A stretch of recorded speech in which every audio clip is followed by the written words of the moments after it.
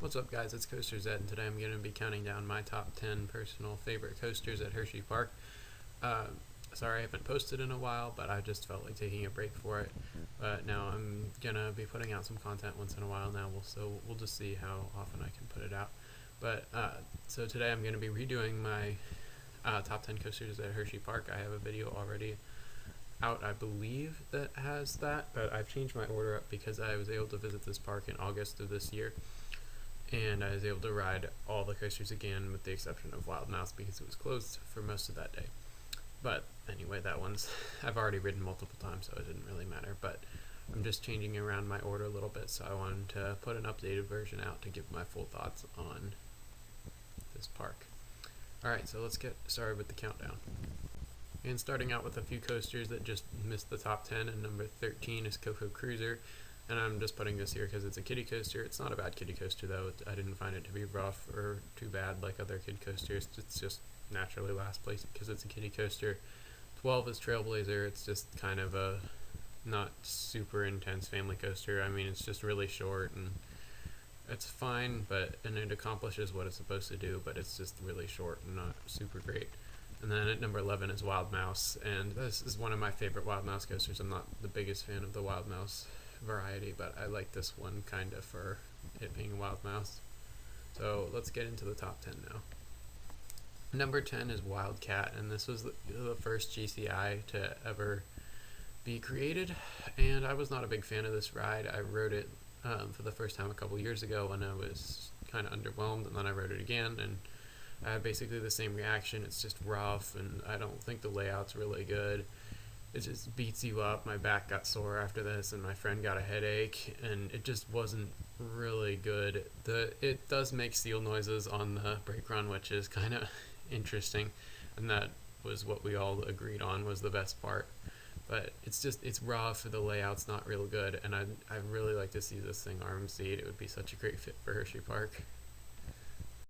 Number 9 is Laugh Track, and this one was okay, I guess. It wasn't as bad as I remembered, but it's really nothing that special. It's just a Mauer spinning coaster in a box. It does have some good theming to it, but it looks a little bit cheap theming.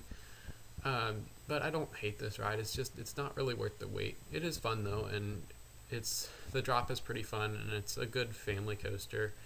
And the theming, you can tell they put effort into it, so it's kind of fun, but it's not really that great of a ride. Number 8 is Super Duper Looper, and this was the first looping coaster on the East Coast. It's quite an old one. It came in the 1970s, and I rode this a couple times a couple years ago. I thought it was pretty good, but then this year it was a little bit underwhelming. It was still fun though. It's just kind of short and there's not a lot to it outside of the loop, but it's not really supposed to be like that. It's a great first looping coaster if you're just starting out, but it's nothing real special or crazy. It's just a fun ride, a great family coaster. Number 7 is Sidewinder, the Vekoma Boomerang, and this is my favorite Vekoma Boomerang I've ridden. It's not too rough or jerky. It's just the reason I'm putting here is because it's a boomerang, and they're not really anything special just because they're everywhere.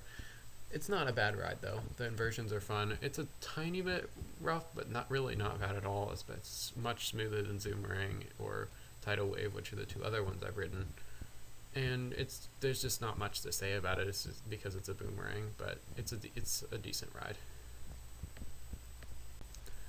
And at number 6 is Lightning Racer, and yeah, I might have put this a little low, people say, but this is just where I feel like it is. It has improved, I think, since the last time I rode it, which it was underwhelming, to say the least, last time, but it's gotten better, I think, and it's a fun ride. It's got some decent airtime, some cool bank turns, and really the ultimate part of it is the racing, which is really cool. My friend and I were really trying to get waves from the other train, which was really fun, and we managed to get a couple, so that was great. And it's a good ride. It's probably one of the better GCIs out there. I haven't ridden enough to be able to tell, but it's a fun ride. And next up we've got Comet, and starting out the top 5, and Comet's such a great ride. It's so underrated. It's smooth despite its age. gives some great airtime. It was way better than I remembered. My favorite part is at the end when you're coming back, you get so much good airtime. I find this to be just criminally underrated. It's such a good ride, and however much people don't like it, like no one that I know of dislikes this ride, but no one puts it this high. But I just really like it. I really enjoy the airtime. I think it's really smooth and it's really cool. It's aged really well compared to some of the other old wooden coasters that I've ridden. And at one point, my friend was riding in the back seat by himself, and he had his hood up, and it was so funny because he looked kind of sketchy, but it was just really funny to see that. And then I just associate this ride with like fun airtime and positive things like that. So it's just really fun.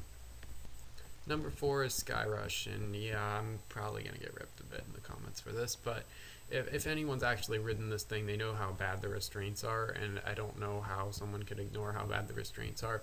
They really ruin the ride. It's a fantastic ride. When you look at it, the drop is insane. It's got some great airtime, and it's got a cool layout, lots of intensity to it. I've grayed out on it a couple times. It's such a good ride, except for the restraints. The restraints are just terrible. They kill your legs to death. Whether you're on the ride, you're going up the lift hill, they squash you as you go down the drop, and then when you're sitting on the brake run, if there's another train there, you're just in agony waiting for them to go up, and you don't get the airtime that the hills should give you because of the restraints. Now, outside of the restraints, it's a fantastic ride, but because the restraints are so awful, terrible, and bulky, it just ruins the ride, and they really should have gotten a B&M. B&M would have done a good job with this coaster, but I guess that's why they're getting a B&M Hypercoaster in a couple years. Alright, next up we've got Fahrenheit, and this is a really cool coaster. It's basically like a larger Eurofighter, but better. It's got a beyond vertical drop and a vertical lift hill, which that's always a cool combination. Some really good inversions. The double corkscrew is really cool, and then I think they call it a Norwegian loop, or it's the first 2 inversions. Those are really nice. Those are probably my 2 favorite inversions. This is a good ride because you get a little bit of almost every element. Although it's mostly inversions, you get lots of airtime from the drop. There's an airtime hill, some great intensity on it. It's a really good ride, and although I miss a vertical loop on this ride, it's really cool and really well done, and there aren't a lot of coasters like this that Intamin has built, so it's somewhat unique, so I think it's pretty cool. At number 2 we have Great Bear, and yeah, could be a shocker, but Great Bear is such a good coaster. Like, it's so much better than when I rode it a couple years ago. It just smoothed out completely. So smooth, I did not get one single headbang the whole time, and the inversions are great. It's such a smooth ride. My favorite inversions are probably the Immelman and the 0G roll. Those are really cool. There's even a bit of airtime in it when you're going over the turn.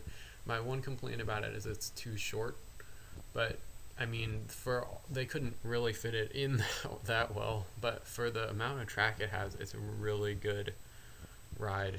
Or it is just a bit too short, but I rode it also in the back row, and it was so smooth, and it was really, really good.